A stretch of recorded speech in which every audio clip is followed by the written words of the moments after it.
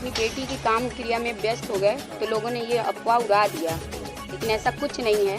हमें नहीं, मेरे हस्बैंड को भी खरीदने की उनकी औकात नहीं है। ठीक है, वो बहुत बड़े बाहुबली होंगे, लेकिन उनकी हैसियत इतनी नहीं है। वो सिर्फ सिस्टम को खरीद सकते, वो भी आजमगढ़ के सिस्टम को खरीद तो नहीं पाए, लेकिन उन्होंने बदली करा दिया। तो ठीक है, आगे फिर हम मांग करते हैं कि हमें यही चाहिए कि उन तक फिर पहुँचे सब कुछ, और वो फिर से जब जाँच करेंगे तब हम देखते हैं क्या होता है। ये लड़ाई मेरी आखिरी सांस तक जारी रहेगी। क्या होगा, हाई कोर्ट? हाँ। नमस्कार, सुपरफास्ट न्यूज में आपका स्वागत है। जनपद आजमगढ़ स्थित चिल्ड्रंस गर्ल्स स्कूल में 11वीं की छात्रा श्रेया तिवारी की मौत के मामले में शनिवार को भी अभिभावक सड़क पर उतरे। श्रेया के माता पिता के नेतृत्व में शहर के मुखिया चौक से जिलाधिकारी कार्यालय तक पैदल मार्च निकाला गया।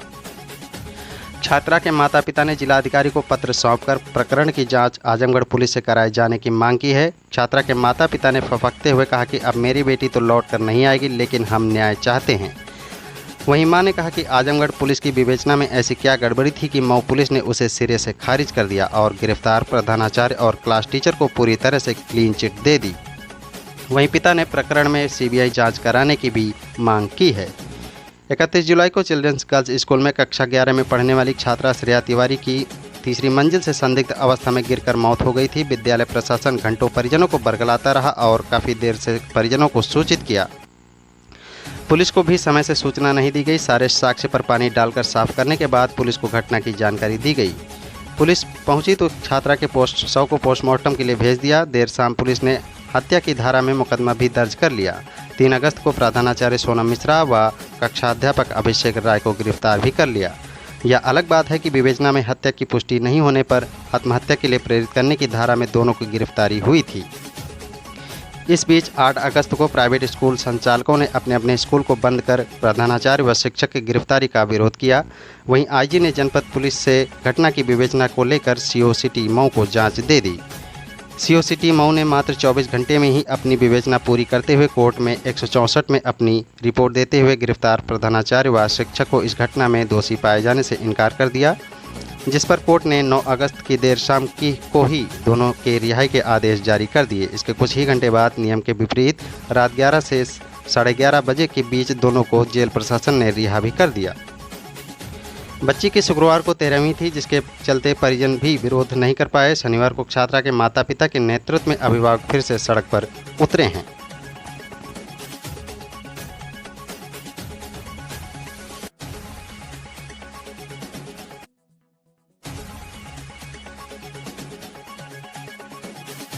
अपनी बेटी की काम क्रिया में व्यस्त हो गए तो लोगों ने ये अफवाह उड़ा दिया, लेकिन ऐसा कुछ नहीं है।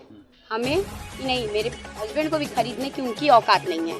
ठीक है, वो बहुत बड़े बाहुबली होंगे, लेकिन उनकी हैसियत इतनी नहीं है। वो सिर्फ सिस्टम को खरीद सकते, वो भी आजमगढ़ के सिस्टम को खरीद तो नहीं पाए, लेकिन उन्होंने बदली करा दिया। तो ठीक है, आगे फिर हम मांग करते हैं कि हमें यही चाहिए कि उन तक फिर पहुँचे सब कुछ, और वो फिर से जब जाँच करेंगे तब हम देखते हैं क्या होता है। ये लड़ाई मेरी आखिरी सांस तक जारी रहेगी। क्या होगा, हाई कोर्ट? हाँ, जाएंगे, हमें जाना नहीं, मंत्री के पास भी जाएंगे, क्योंकि वो इस जो जनता है भारत की, जो यूपी की जनता है, उनके लिए वो बच्ची ही है। सरकार दोषी है कि नहीं है ये मैं अभी नहीं जानती, लेकिन मैं ये मानती हूँ खेल हुआ है, बड़े स्तर से हुआ है, ये मुझे मालूम है। लेकिन हमारी बात पता नहीं वहाँ तक पहुँची, क्योंकि सिक्के के 2 पहलू होते हैं। आदमी जो पहलू देखता है वही जानता है।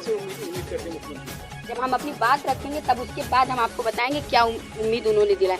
शायद अभी आगे मुझे उम्मीद है कि शायद मेरी अगर बात सुनेंगे तो वो मेरे ही पक्ष में बात करेंगे, क्योंकि अभी तो उन्होंने एक ही तरफा बात सुना है और उसी के हिसाब से आगे काम हुआ। आपके वकील साहब ने भी बहुत संगीन बातें बताई हैं कि रात बहुत बड़ा है, क्योंकि बताइए मेरे वकील को नहीं पता चला।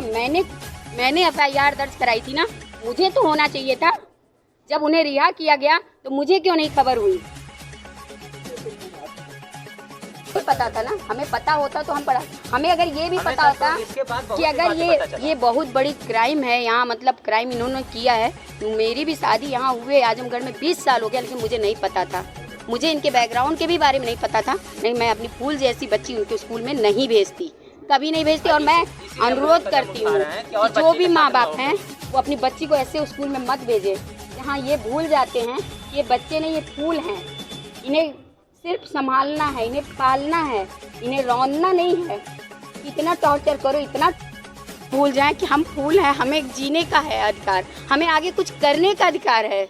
जो बच्ची आज IPS अधिकारी बनना चाहती थी उसको पहले ही खत्म कर दिया गया। शायद हो सकता था कि आगे वो भी आवाज़ उठाती न्याय के लिए। जब सर बेटी बड़ी होती है ना, घर में भी गार्जियन भी जो सर कंप्रोमाइज़ करते हैं। अच्छा। अगर कोई भी निजी मामला है, ये स्कूल वाले कौन होते हैं कि मेरी बच्ची के निजी मामला में इतना टार्चर कर रहे हैं, इतना टार्चर कर है इसमें कानून नहीं हाथ दे सकता है, कानून ही नहीं, कोई भी नहीं दे सकता। जी, बताइए।